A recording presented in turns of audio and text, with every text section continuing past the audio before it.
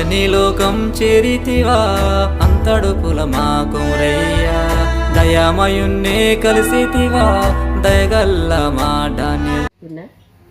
జ్ఞాపకార్థన కోరిక అంటే మనం ప్రతి సంవత్సరం జ్ఞాపకార్థం ఒక చనిపోయిన వారిని జ్ఞాపకం చేసుకుంటే తప్పులేదు. నీతి మంత్రులు జ్ఞాపకం చేసుకుంటే ధన్యకరమని దేవుడు చెప్తున్నాను. రావాలి, వాళ్ళ దీవెనలు ఉండాలి, దేవుని మహిమకరంగా జరగాలి, నేను ఆశీర్వదింపబడాలి, అందరికి ఇతరులకి వీళ్ళు చాలా ఇంత బాగుంటుందా, వీళ్ళు ఇట్లా ఇంత మంచిగా చేసుకుంటారని వాళ్ళకి తెలియాలని నేను సువార్తలాగా ఉంటుందని నేను పెట్టించుకున్నా. యెహోవా భక్తుల మరణము ఆయన దృష్టికి విలువగలది అని అంటారు. మరణాన్ని విలువగా ఎంచే వాళ్ళు ఎవరైనా ఉన్నారా? ఏమా ఉన్నారా? మరణం అంటే భయపడే వాళ్ళు ఉన్నారు. మరణం అంటే పారిపోయి దాని నుండి కాపాడుకోవాలి, దాని నుండి రక్షించుకోవాలనే విధంగా చాలా మంది ఉన్నారు. దేవుని దృష్టికి విలువ గలది ఏమిటి? అదే మాట ఒక దైవజనుడు అంటారు. ఏమంటాడంటే, ఫిలిప్పీలకు రాసిన పత్రిక 1వ అధ్యాయము 21వ వచనములో దైవజనుడైన పౌలు గారు ఏమంటారంటే, బ్రతుకుట క్రీస్తే, చావైతే లాభం మేలు అని అంటాడు. ఏమండి, చావును మేలుగా ఎంచే వాళ్ళు ఎవరైనా ఉన్నారా? చావును లాభంగా ఎంచే వాళ్ళు ఎవరైనా ఉన్నారా?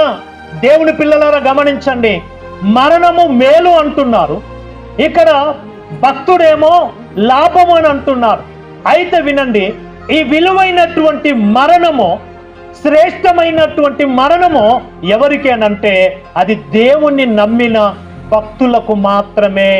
వినండి, దానియేలు గారి మరణము చాలా విలువైనదిగా నేను నమ్ముతున్నాను, దేవునికి నచ్చినదిగా నమ్ముతున్నాను. అది దేవుని దృష్టిలో అతని మరణము విలువైనదిగా నేను నమ్ముతున్నాను. దేవుని పిల్లలారా గమనించండి, కొంతమంది మరణాలు ఉంటాయండి, కొంతమంది మరణాలు ఉంటాయి. ఆత్మీయంగా ఉంటారు, ప్రభువుని నమ్ముతారు, ఆత్మీయంగా ఉంటారు. ఓకే, కొద్ది రోజుల తర్వాత దేవునికి వ్యతిరేకమైన జీవితాన్ని జీవిస్తారు, దేవునికి విరుద్ధమైనటువంటి బ్రతుకును బ్రతుకుతారు. ఆ తరువాత ఈ లోకాన్ని విడిచిన తరువాత దేవుని పిల్లలారా గమనించండి, వాళ్ళ దగ్గర ఏం చేస్తారంటే, మంచి పోరాటము పోరాడి తిని అని పెద్ద పెద్ద కటౌట్లు పెడతా ఉంటారు. దేంట్లో పోరాడారు? దేవుని పిల్లలారా గమనించండి, వినండి, దానియేలు గారి యొక్క పోరాటము మంచి పోరాటం అని నమ్ముతాను నేను. ఎందుకంటే నాకు తెలుసు, నా దగ్గరికి సహవాసంగా ప్రార్థన కోసం వచ్చారు. తన ఆత్మీయత ఏమిటో తెలుసు, తన విశ్వాస జీవితము ఏమిటో తెలుసు. ఒకవైపున శరీరము అనారోగ్యానికి గురైనప్పటికీ, ఒకవైపున శరీరము ఏమండి మందిరానికి లేదా ప్రార్థన చేయడానికి తన శరీరము సహకరించకపోయినప్పటికీ నడుచుకుంటనైనా మందిరానికి వచ్చేది, వాక్యం వినేది, ప్రార్థన చేసేది, వెళ్ళేది. ఈ రోజున కొంతమంది కడుపును వస్తే చాలు ఇంట్లోనే ఉంటారు, మందిరానికి రారు. ఏమంటే తలకైన వస్తే చాలు ఇంట్లోనే ఉంటారు, మందిరానికి రారు. చుట్టాలు వస్తే చాలు మందిరానికి రారు, ఇంట్లోనే ఉంటారు. దేవుడి పిల్లలారా గమనించండి, నిజంగా ఆయన పోరాటము మంచి పోరాటం అని నమ్ముతున్నాను. కాబట్టి ఆయన మరణము దేవుని దృష్టికి చాలా విలువగలది.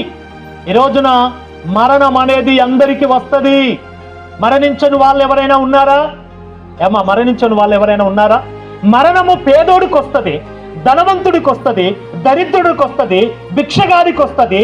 ఏమండి, అమెరికా వాడైనా, ఇండియా వాడైనా, ఈ దేశాలలో ఎన్ని దేశాలు ఉన్నాయో, ఎన్ని దేశాలకు సంబంధించిన వాళ్ళైనప్పటికీ మరణం అనేది అందరికీ వస్తుంది. మరణము అందరినీ సమానము చేస్తా ఉంటది.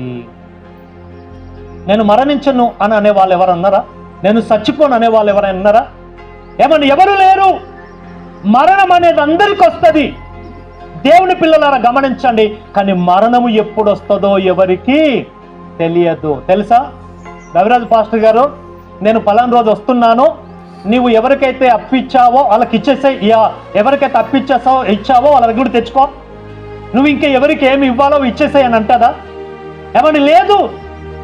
మనిషి జీవితము గ్యారంటీ లేదు, వారంటీ కూడా లేదు. యాకోబు రాసిన పత్రిక 4వ అధ్యాయము 13వ వచనము నుండి మనము చదువుకుంటే వెళితే అక్కడ చెప్తా ఉంటాడు, నేడైనను రేపైనను ఒకానొక పట్టణమునకు వెళ్ళి అక్కడ వ్యాపారము చేసి లాభము సంపాదించుకుందాము రండి అని చెప్పుకొను వారలారా. రేపేమి సంభవించునో మీకు తెలియదు అంటూ మీ జీవము ఏ పాటిది అని అంటాడు. అంతలో కనబడి ఇంతలో మాయమైపోయే ఆవిరి లాంటిది మన జీవితాలు. కాబట్టి మరణం అనేది అందరికి వస్తుంది. బస్సు ఏ టైంకి వస్తుందో తెలుసు, ట్రైను ఏ టైంకి వస్తుందో తెలుసు, ఇంట్లో చూసే సీరియలు ఏది ఏ టైంకి వస్తుందో తెలుసు. కానీ మరణము ఎప్పుడు వస్తుందో ఎవరికి తెలియదు. తెలుసండి? చెప్పొస్తుందా? తెలియదు. మరణం అనేది తెలియదు. కానీ మరణము తప్పదు. ఏమండి? మరణం అనేది తప్పదు. ఏమంటే కొంతమంది కొన్ని రకాలైనటువంటి గ్యారంటీలు ఇస్తూ ఉంటారు. కొడుకు పుడతాడు, కొడుకు పుట్టిన తర్వాత వానికి చదివించాలి, వానికి పెళ్లి చేయాలి, వానికి ఉద్యోగం రావాలని కొంతమంది కొన్ని కలలు అంటారు. వినండి, ఉద్యోగం దొరుకుద్దో తెలియదు, పెళ్లి చేస్తావో చేయవో తెలియదు, ఏమండి అతను చదివిస్తావో చదివించవో తెలియదు. కానీ అది గ్యారంటీ లేదు. కానీ గ్యారంటీ కలిగింది ఏమిటో తెలుసా? మరణము అనేది గ్యారంటీ కదండి. మరణం అనేది గ్యారంటీ. కాబట్టి ఇది తప్పదు.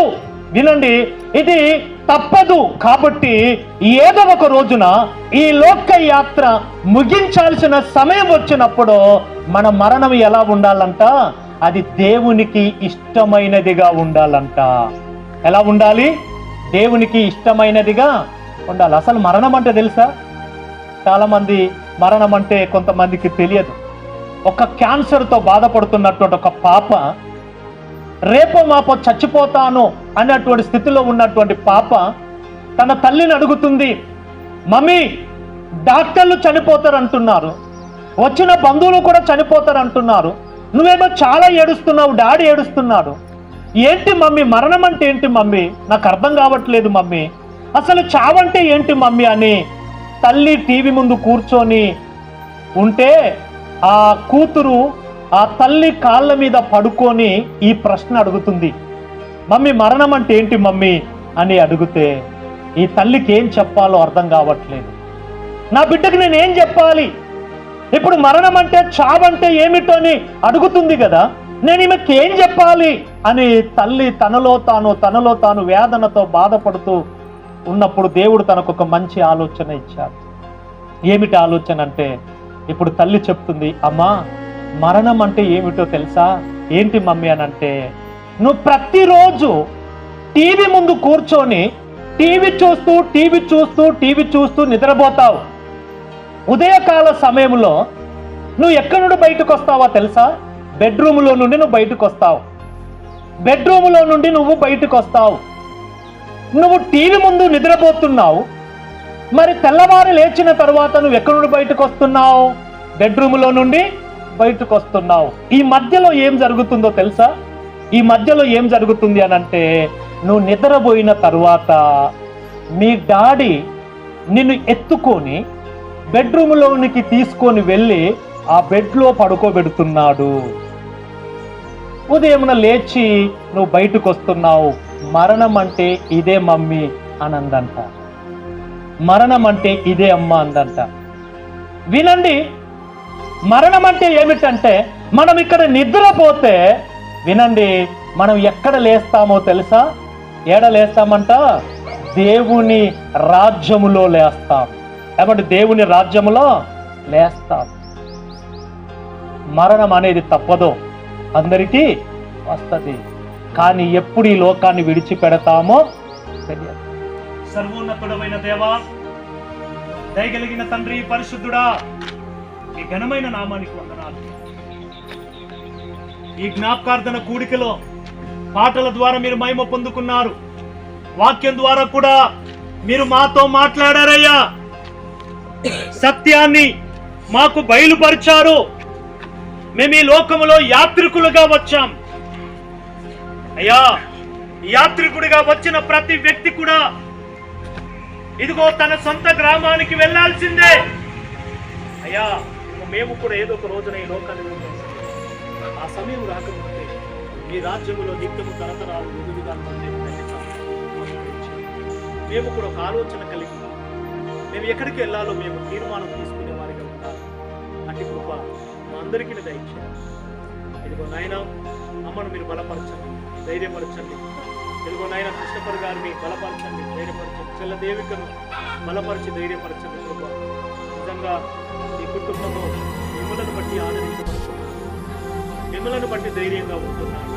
కాబట్టి తండ్రి ఈ కుటుంబాన్ని బలపరచండి, ఈ కుటుంబాన్ని ధైర్యపరచండి. ఈ కుటుంబానికి తల్లిగా, తండ్రిగా, దేవుడిగా, నాయకుడిగా, రాజుగా ఉండి ఈ కుటుంబంలో ఉన్న ప్రతి అవసరతలన్నీ కూడా తీర్చి ప్రతి మేలుతో తృప్తిపరచి మీ సహాయమును దయచేయమని కూడి వచ్చిన మీ బిడ్డలందరినీ కూడా దీవించి విన్న మాటలు వ్యర్థము కాకుండా హృదయాలలో ఫలింపచేసి ఫలపరితమైన జీవితముగా దేవా మీ బిడ్డలుగా జీవించే కృప అందరికీ దయచేసి సహాయం. మిగతా కార్యక్రమంలో కూడా మీ సహాయం యేసు నామములో ఆమేన్.